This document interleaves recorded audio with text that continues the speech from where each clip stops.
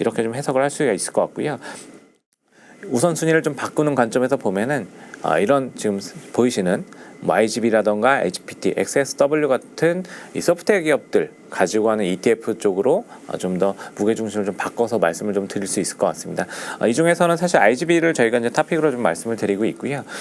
나머지 종목들 IGPT 같은 경우는 하드웨어와 같이 AI 쪽을 소프트웨어랑 같이 포트폴리오를 구성하는 종목으로 보시면 되고, XSW가 가장 다른 점들은 이 동일 가중 방식으로 구성되는 ETF라는 부분들로 주목해서 보시면 될 것 같습니다. 이 같은 경우는 다른 종목들은 시가총액을 가중 방식을 사용하기 때문에 큰 종목들이 더 많이 가져가는 특징을 보이고, 이게 사실 저희가 이제 토픽을 IGB로 말씀드리는 이유는 이 산업의 특성상 주도권을 가지는 큰 기업들이 이 시장을 계속적으로 기술적으로 좀 선도할 가능성이 높기 때문에 좀 동일 가중보다는 시가총액 가중 방식을 좀 선택하는 부분들을 좀 추천을 드리고 있는 상황이고요. 기술이 어느 정도 무르익게 되면은 소형주들의 수익성도 좀 높아질 수 있기 때문에 그때는 이 XSW 쪽으로 바꿔 타시는 것도 추후에는 선택지가 좀 될 수 있다. 좀 이렇게 좀 정리해서 좀 말씀을 드릴 수 있을 것 같고요. 한국 종목 중에서는 이 서울 미국 AI 소프트웨어 이 ETF 자체가 앞서 보신 IGB와 어느 정도 유사한 기업들의 구성들을 가져가고 있기 때문에 이런 종목들 함께 좀 살펴보실 필요가 있을 것 같습니다. 그리고 사실 테크에 대해서는 저희가 좀 말씀드리는 부분들은, 테크는 당연히 미국은 성장주들, 빅테크들이 시장을 끌고 가는 그림들이 너무나 뚜렷한 시장이기 때문에 빅테크 포지션들을 계속 관심을 분명히 가지시고, 저희가 탑다운 관점에서 환경 변화하는 부분들도 말씀을 드리고 있는데, 다만 이제 종목 선택의 측면에서 보면은 얘 같은 경우 테크 섹터를 가져가는 측면에서는 모두가 시장을 리드하고 있는 기업들로 구성된 ETF를 선택하시고요. 동일 가중 방식, 이쪽은 동일 가중 방식으로 구성된 ETF를 선택하심으로써 기술의 포트폴리오를 조금 더 고르게 가져갈 수 있는 종목 구성을 좀 확보할 필요가 있다. 이렇게 좀 말씀을 드리고 있습니다. 이 종목들은 MAGS가 미국 ETF이고요. 코덱스 미국 빅테크 10 같은 경우가 한국에 상장된 동일 가중 방식의 미국 빅테크 ETF다. 좀 이렇게 좀 구분해서 보시면 될 것 같습니다. 그리고 이 코덱스 K로봇 액티브 같은 경우는 지금 한국에서 딥시크 이후에 한국에서 AI를 어느 기업들이 끌고 갈 것인가, 이런 부분들에 대한 기대치들을 가장 좀 잘 반영하고 있는 포트폴리오라고 보시면 될 것 같고요. 네이버, 카카오를 포함해서 지금 뭐 샘물투반도 우리나라 와서 이 로봇 쪽의 산업들에 굉장히 관심을 많이 보였지만, 로봇 기업들을 같이 가져가는 포트폴리오 구성을 이제 구축하고 있기 때문에 이런 모멘텀들을 가장 잘 반영시킬 수 있는 이 포트폴리오다. 이렇게 한번 정리하고 관심을 가지실 필요가 있을 것 같습니다. 이어서 관세에 대한 부분들을 좀 간단히 말씀드리면, 관세는 사실 목표치가 분명히 정해져 있습니다. 지금 이 코멘트들이 계속 나오는 내용들도 보면은 협상의 여지들을 미국이 계속 주고 있는 부분들 좀 살펴보실 수가 있을 것 같고요. 그리고 사실 뭐 처음부터 보면은 콜롬비아 때부터 이 콜롬비아도 바로 이제 대응해서 병력 배치나 이런 것들 얘기하니까 관세 부과하겠다라고 위협했던 부분들 바로 되돌렸던 부분들이 있었고, 캐나다와 멕시코 역시 물론 한 달의 여지를 추가적으로 준 부분이긴 하지만 정책에 대해서 대응과 명분을 주게 되면은 이 협상 과정에 대해서 사실 뒤로 후퇴하는, 그러니까 받아들여지는 이 트럼프 정부의 움직임들이 계속 나오고 있다는 부분들을 주목하실 필요가 있을 것 같습니다. 그리고 이게 트럼프가 당선된 이후에도 계속 나왔던 얘기지만, 점진적 관세라던가 특정 물품에 대해서 타겟팅해가지고 관세를 부과하겠다, 이런 얘기들을 나눴다는 것 자체가 관세가 부과됐을 때, 전면적인 상호 관세가 계속 전면적으로 좀 부과가 됐을 때 오히려 미국의 불확실성들을 키울 수 있다는 부분들도 미국이 인지하고 있다는 쪽으로 해석할 수가 있습니다. 그리고 이게 사실은 이 상호 관세, 그러니까 원자재로부터 중간재 완제품까지 모두 전방위적으로 관세를 매기게 되면은 사실 기업들의 투자 판단 자체가 아예 외국으로 나가가지고 제조를 한 다음에 한 번만 완제품을 들어올 때 한 번만 관세를 맞는 정책들을 선택할 수 있는 부분들이 있기 때문에 미국이 트럼프 정부가 끌고 가고 싶어하는 목표치 자체와 결이 맞지 않는다라고 보시면 될 것 같고요. 그렇기 때문에 사실은 협상의 우위, 다른 국가들의 경제 성장률이 좀 더 위축되어 있기 때문에 협상의 우위를 가지고 있는 미국이 좀 더 강하게 좀 협상을 전략을 가져가고 있다. 이런 측면에서 좀 보실 필요가 있을 것 같습니다. 이게 중국과도 마찬가지의 관계를 보이고 있고요. 사실 이런 관점에서 이제 저희가 이 관세에 대해서는 다시 한번 또 살펴보실 필요가 있을 것 같고, 다만 이 시계열들을 저희가 정확하게 좀 예측하기 굉장히 어려운 부분들이 있기 때문에 변동성에 대해서는 일부 포트폴리오의 조정을 통해서, 이 포트폴리오 구성을 통해서 대응할 필요가 있다. 이런 부분들은 좀 같이 말씀드리고요.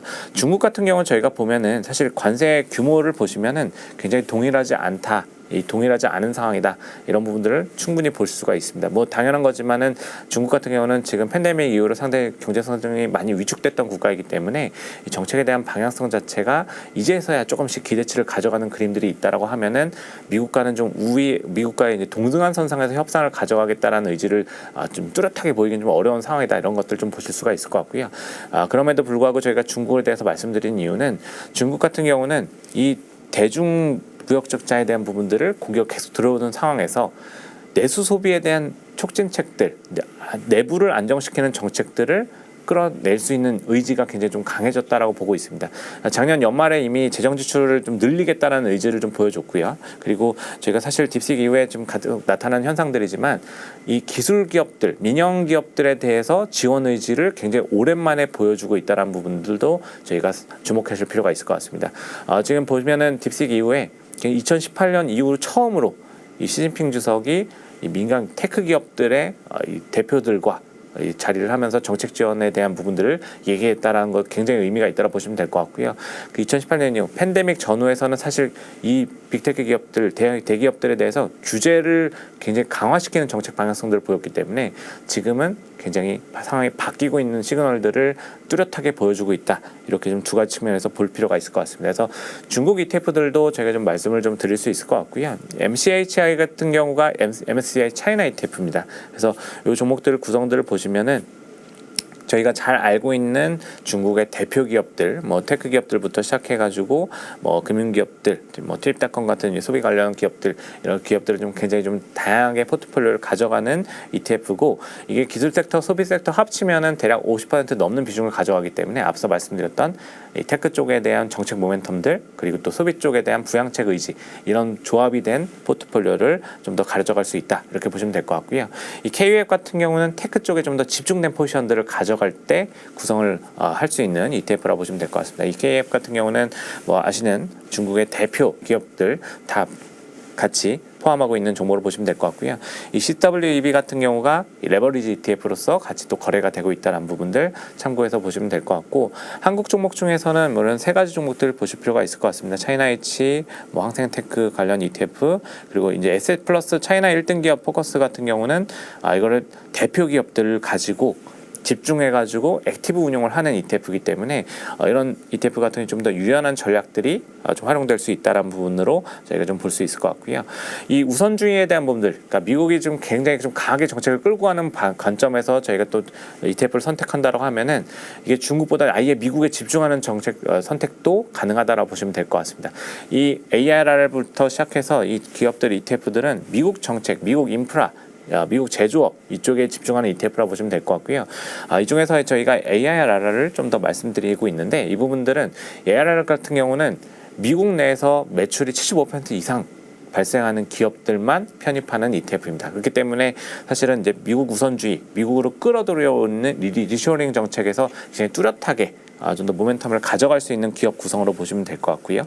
이 페이브나 RSHO 같은 경우는 인프라 쪽에 대한 투자 의지들을 보여주면서 모멘텀으로 끌고 갈 수 있는 종목들이다라고 보시면 될 것 같고요. 한국에 상장된 종목에서는 아까 말씀드렸던 ARR과 비슷한 구성을 가지고 있는 컨셉을 가지고 있는 종목이 에이스 미국 중심 중소형 제조업 ETF가 하나 있습니다. 얘 같은 경우는 1월 달에 상장된 종목이라고 보시면 될 것 같고요. 이게 이 종목 수를 아까 말씀드렸던 ARR보다는 조금 더 집중된 형태로 포트폴리오 구성하는 특징이 가지고 있다. 이 부분도 매출 비중 75%가 미국 내에서 좀 발생하는 기업들로 집중되고 있다는 부분들을 미국 우선주의의 수혜 가능 기대, 이런 부분들로 연결해서 좀 바라보실 필요가 있을 것 같습니다.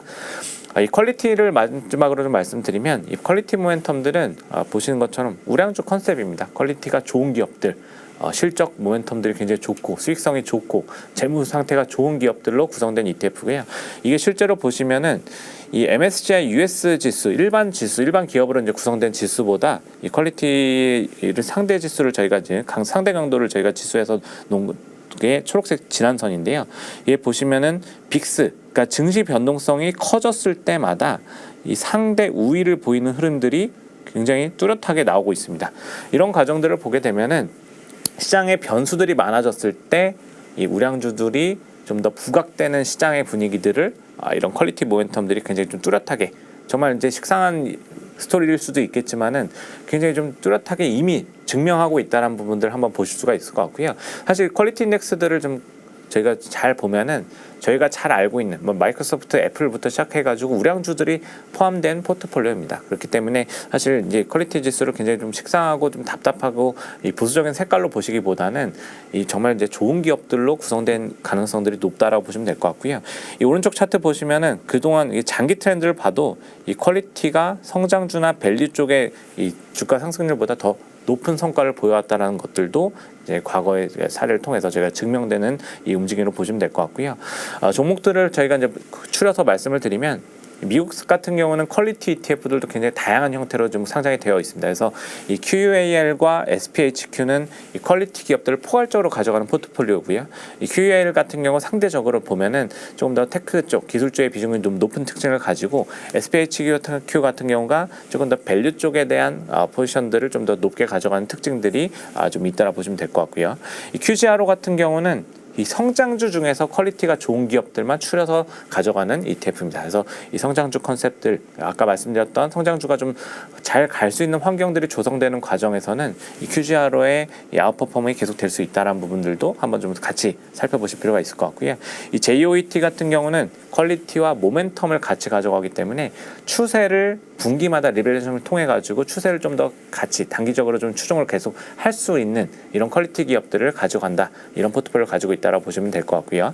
QDF랑 QDIV 이런 종목들이 사실은 배당까지 같이 고려한 포트폴리오입니다. 그래서 포트폴리오를 구성할 때 배당도 많이 줄 수 있는 퀄리티가 좋은 기업들을 가지고 가는 ETF를 선택하고 싶다라고 하면은 이 QDF 같은 종목들을 저희가 좀 말씀을 좀 드릴 수 있을 것 같습니다. 한국에는 이제 원 미국 빌리어네어 퀄리티 컨셉에 이제 퀄리티가 이제 단어의 이 종목명에 들어가지는 않지만 빌리어네어들의 그 포트폴리오를 가져가는 ETF인데 여기 보시면은 사실 우량주들이 다 구성이 되어 있습니다. 이게 아무래도 이 대기업을 가지고 있거나 경영하고 있거나 이런 분들이 가지고 있는 기업들의 포트폴리오이기 때문에 좀 이런 종목의 결과들이 나타난다라 보시면 될 것 같고요. 보시면은 테크 기업들뿐만 아니라 뭐 월마트부터 시작해서 버크셔 같은 종목들이 같이 포함되어 있는 이런 포트폴리오 좀 보실 수가 있고, 라이즈 버크셔 포트폴리오 탑10 같은 경우는 이 잘 알고 계시는 BRK 종목을 가지고 기반으로 해서 만들어 놓은 종목입니다. 그래서 BRK를 실제로 27.5%를 먼저 리밸런싱 과정에서 넣고 나머지는 BRK가 가지고 있는 상위 10개 종목들을 다시 시가총액 가중 방식으로 넣음으로써 우량주들의 비중을 높게 가져가는 형태를 만들어낸다, 이렇게 좀 보시면 될 것 같습니다. 그래서 지금까지 말씀드렸던 이 AI 쪽에서의 모멘텀들을 가져가는 기업들을 선택하는 측면은 사실 전체적인 테크 포지션들은 동일 가중으로 선택하는 부분들이 있을 것 같고요. 이 소프트웨어 쪽에서 무게중심을 좀 더 끌고 오는 이런 선택의 전략은 조금 더 적극적인 대응의 관점들이 테크 쪽에서 좀 진행된다고 보시면 될 것 같고, 지금 아까 말씀드린 관세에 대해서는 중국의 포지션들을 오히려 부양책을 보면서 부양책 모멘텀들을 보면서 끌고 가는 방향성들이 있고, 미국 우선주의에 좀 집중해서 가는 미국 내 매출 비중 높은 기업들 포트폴리오 가져가는 형태들이 전략이 하나 더 있을 거고요. 그리고 마지막으로 이 변동성을 좀 안정적으로 대응하기 위해서는 또 퀄리티 컨셉에 대해서도 한번 좀 관심을 가질 필요가 있다, 이런 부분들을 저희가 종합해서 말씀드리면 될 것 같습니다. 지금까지 글로벌 증시를 대응하는 관점을 세 가지 측면에서 이제 나눠서 말씀을 드렸습니다. AI 같은 경우는 지금까지 시장을 끌고 왔던 이 방향성들이 세부적으로 조금 바뀔 수 있다는 부분들을 말씀을 드렸고요. 이 하드웨어에서 이 소프트웨어 쪽으로 무게중심이 일부 좀 바뀔 수 있는 부분들, 그리고 또 테크를 가져간다고 하면은 이 동일 가중 방식을 선택해서 좀 더 고른 모멘텀들을 선택하는 큰 포트폴리오의 관점을 좀 바라볼 필요가 있다, 이런 부분들 말씀을 드렸고요.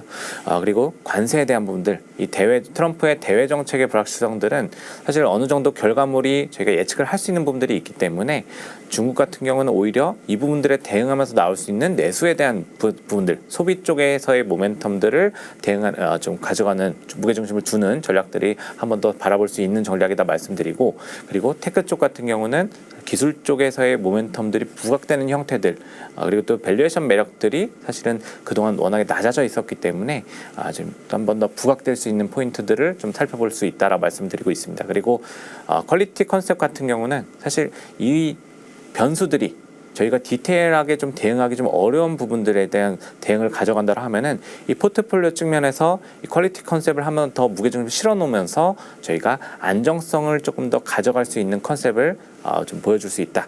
이런 것들을 가지고 세 가지 포인트들을 제가 전략으로 말씀을 드리고 있고요. 뭐 이런 부분들은 저희가 전체적인 그 구성들 그리고 시장의 흐름들을 가져갈 때 좀 다양한 분산 효과들을 좀 보여줄 수 있습니다. 그래서 이런 부분들 좀 세부적으로 나눠서 선택지를 가져가는 형태들이 좀 더 기억하시고 시장을 좀 바라보시면 좋을 것 같습니다. 네, 지금까지 하나증권 리서치센터 헤어지 분석실의 박승진이었습니다. 감사합니다.